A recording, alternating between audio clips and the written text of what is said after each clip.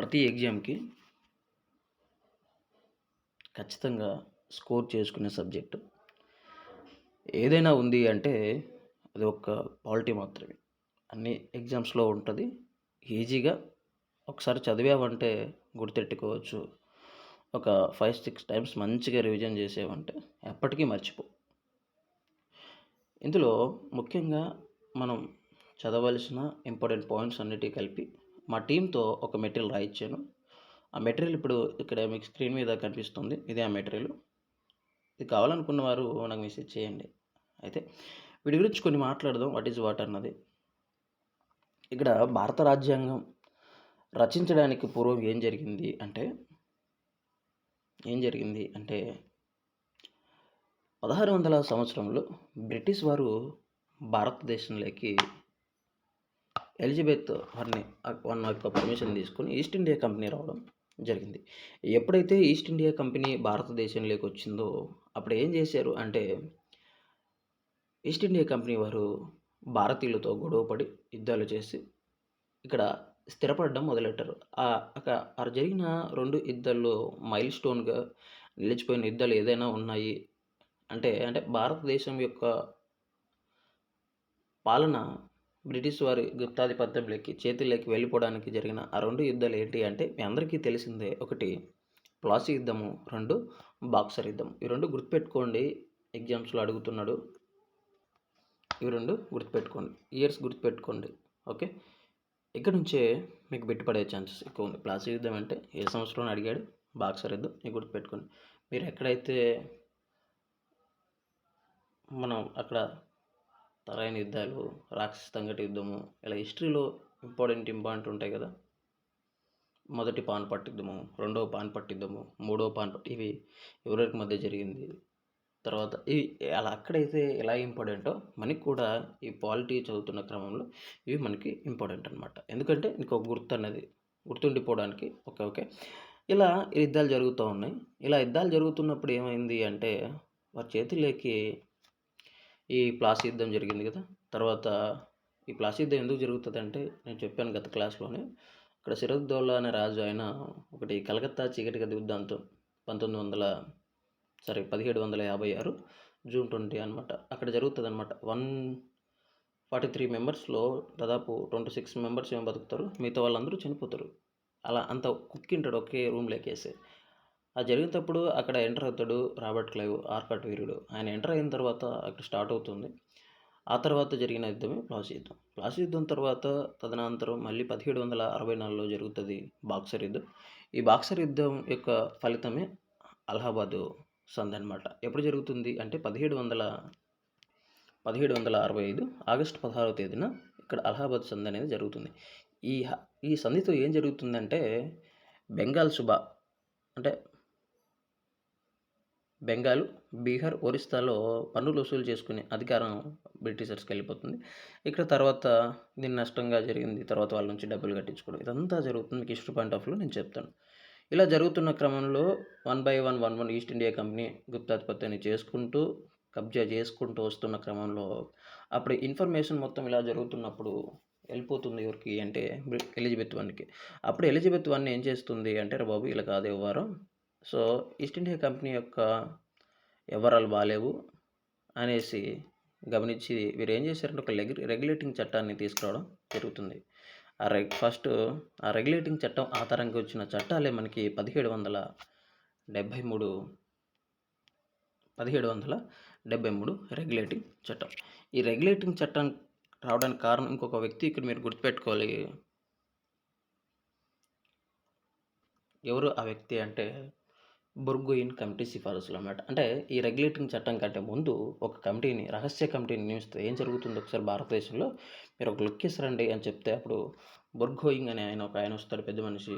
ఈ బుర్గోయిక్ అనే పెద్ద మనిషి ద్వారా ఆయన వచ్చి చెప్తాడు అనమాట. ఒక రిపోర్ట్ ఇస్తే ఆ రిపోర్ట్ ఆధారంగా వచ్చిన చట్టమే మనకి 1773 రెగ్యులేటింగ్ చట్టం. అంటే బ్రిటిష్ పార్లమెంటు ఇక్కడ చూడండి ఏం జరిగింది అనేది. బ్రిటిష్ పార్లమెంటు భారతదేశ పాలనపై మొదటిసారిగా నియంత్రణ సాధించడానికి రూపొందించిన చట్టం ఇది.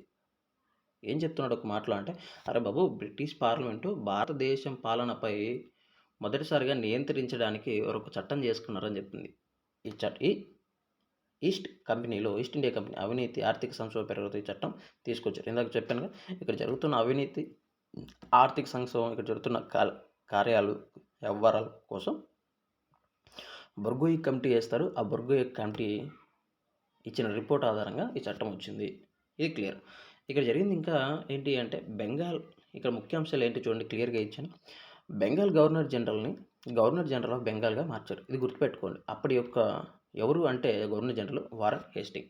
మీరు చాలా సంవత్సరాల్లో, చాలా ఎగ్జామ్స్లో చాలా సంవత్సరాల నుండి అడుగుతున్న బిట్ ఏంటి అంటే, సుప్రీంకోర్టు ఏ చట్టం ఆధారంగా ఏర్పడింది అంటే, ఈ 1773 చట్టం ఆధారంగా, 1773 రెగ్యులేటింగ్ చట్టం ఆధారంగా 1774 ఏర్పడుతుంది సుప్రీంకోర్టు. ఎక్కడ అంటే కలకత్తా.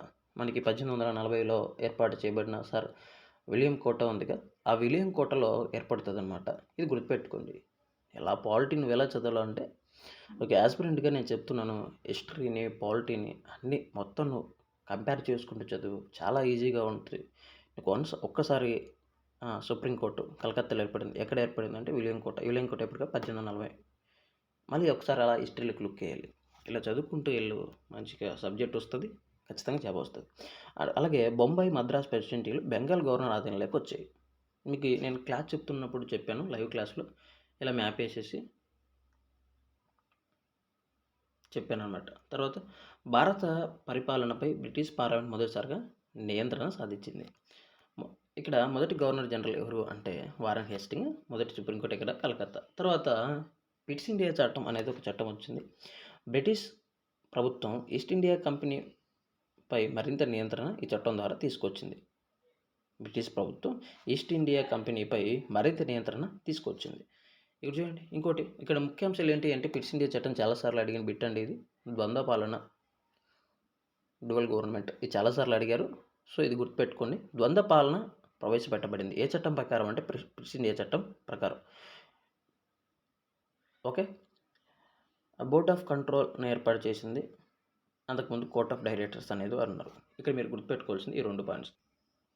ఇక్కడ బోర్డ్ ఆఫ్ కంట్రోల్ని ఏర్పాటు చేయింది. అప్పుడు కోర్ట్ ఆఫ్ డైరెక్టర్స్. మీరు గుర్తుపెట్టుకోండి, ఫస్ట్ వచ్చేసి సిఓడి, తర్వాత బిఓసి. ఓకే. అయితే కోర్ట్ ఆఫ్ డైరెక్టర్స్ని, తర్వాత బోర్డ్ ఆఫ్ కంట్రోల్, ఇవి ఏర్పాటు చేసి ఇక్కడ ద్వంద్వ పాలన నాంది పలికింది. ఇది క్లియర్. తర్వాత వాణిజ్య వ్యవహారాలు కంపెనీ చూసేది. తర్వాత రాజకీయ వ్యవహారాలు బ్రిటిష్ ప్రభుత్వం చూసేది. ఇక్కడ గుర్తుపెట్టుకోండి, వాణిజ్య వ్యవహారాలు కంపెనీ చూసుకుంటే, రాజకీయ వ్యవహారాలు బ్రిటిష్ ప్రభుత్వం చూసేది. ఇదే బిట్ అడిగాడండి. ద్వంద్వ పాలన, డ్యువల్ గవర్నమెంట్ ప్రారంభించబడిన చట్టం ఏంటి అంటే ఈస్ట్ ఇండియా చట్టం 1784. ఇది చాలా గుర్తుపెట్టుకోండి. తర్వాత చార్టర్ చట్టం ఉంది కదా, 1793లో ఈస్ట్ ఇండియా కంపెనీ అధికారాన్ని మరో 20 సంవత్సరాలు పొడిగింది. ఈ చట్టాలకు ఉన్నట్టు ఇంకోటి ఏంటంటే, మీకు గుర్తుపెట్టుకోవాల్సింది, ప్రతి చట్టాన్ని 20 సంవత్సరాలు పొడిగిస్తూ వస్తారు. ఎప్పటి వరకు అంటే 1853 వరకు పొడిగిస్తారు. అంటే 1853 తర్వాత పొడిగించారనమాట. అప్పుడు ఏం జరుగుతుందంటే 1850లో సిపాయిలు తిరుగుబాటు జరగడం, అంతటితో ఈస్ట్ ఇండియా కంపెనీ యొక్క సంపూర్ణంగా ఎత్తిపోవడం అంటే రద్దవడం, బ్రిటిష్ రానే డైరెక్ట్గా యాక్షన్లోకి రావడం, గుడ్ గవర్నెన్స్ యాక్ట్ తీసుకురావడం, 1858 నవంబర్ 1వ తేదీన తీసుకురావడం, అక్కడ నుంచి వ్యవహారం నడుస్తుంది. ఓకే, ఇదనమాట. ఇక్కడ చూడండి, 1773లో ఈస్ట్ ఇండియా కంపెనీ మరొకసారి 20 సంవత్సరాలు పొడిగించింది. ఇక ముఖ్యాంశాలు ఏంటి అంటే, కంపెనీ అధికారాలను తొలగించబడ్డాయి. కంపెనీ అధికారాలు ఎలా తొలగించబడ్డాయి అంటే, తర్వాత గవర్నర్ జనరల్ అధికారాలు పెరిగాయి. ఇదో ఇక్కడ జరుగుతున్న వ్యవహారాలు కాదు, అక్కడ 2 వచ్చాయిగా, court of directors, board of control అనమాట. తర్వాత ఈస్ట్ ఇండియా కంపెనీ యొక్క వాణిజ్య గుప్తాధిపత్యం 1813 అండి. ఈ చట్టం చాలా ఇంపార్టెంట్. గుప్తాధిపత్యం ముగింపు పలికిన చట్టం. ఎలా ముగింపు పలికింది అంటే, అరే బాబు, మీరు ఎక్కడైనా వ్యాపారం బ్రిటిషర్స్ భారతదేశంలో ఎక్కడైనా వ్యాపారం చేసుకోవచ్చు, బట్ ఎక్సెప్ట్ 2 కండిషన్స్ అని చెప్పింది. ఏంటి అంటే 2 కండిషన్స్. ఒకటి, తేయాకుతో మీరు వ్యాపారం చేయదండి. తర్వాత చైనాతో వ్యాపార సంబంధం పెట్టుకోవద్దు. ఇంక మీరు ఏమైనా చేసుకోండి, దున్నేయండి బాబు మీదే అన్నట్లు చెప్పారనమాట. ఇక చూడండి, ఎవడో వచ్చి మన దేశంలోకి వచ్చి వాడు చెప్పిన పంటలు పండించాలి, వాడు చెప్పినట్టు చెయ్యాలి. ఇలా జరిగింది అప్పుడు. ఇక్కడ ఏం జరిగింది అంటే, బ్రిటిషర్స్ ఎవడైనా రావచ్చట, ఎవడైనా వ్యాపారం చేసుకోవచ్చట. ఈ చట్టం చెప్పింది ఇక్కడ. అక్కడ ఈస్ట్ ఇండియా కంపెనీకి ఏందంటే బ్రేకులు పడ్డాయి. ఇక తేయాకు చైనాతో వ్యాపార సంబంధాలన్నవి తప్ప అని చెప్పారు. ఇది గుర్తుపెట్టుకోండి. తర్వాత భారతదేశంలో వాణిజ్యం చేసుకోవడానికి ఇతర బ్రిటిషుల అనుమతి ఇది అనమాట. తర్వాత క్రైస్తవ మిషనరీలకు భారతదేశంలో ప్రవేశం లభించింది. క్రైస్తవ మిషనరీలకు భారతదేశంలో ప్రవేశించడానికి వచ్చిన చట్టం ఏంటి అంటే 1813. అంటే చాలామందికి ఒక క్లారిటీ ఉండదు. భారతదేశంలో క్రైస్తవులు మొట్టమొదటిసారిగా ఎప్పుడొచ్చారు అంటే, ఇప్పుడే కాదండి.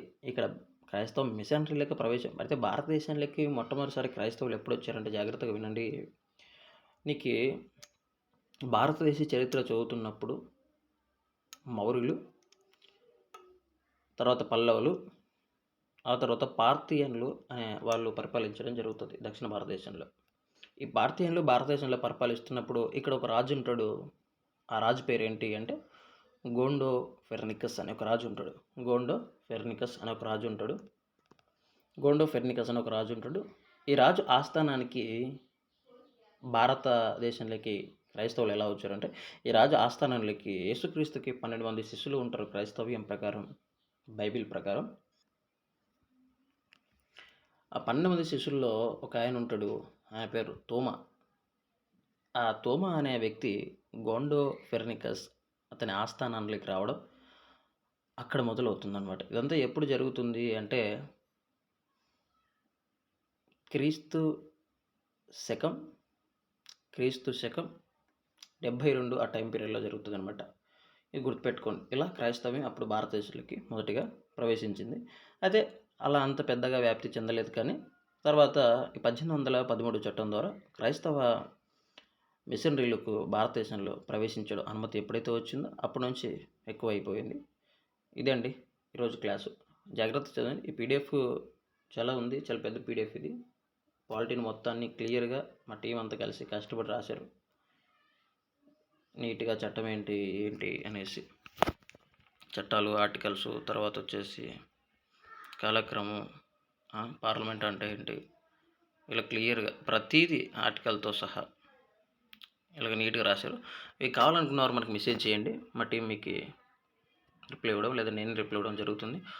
ఓకే అండి. All the best. బాగా చదవండి.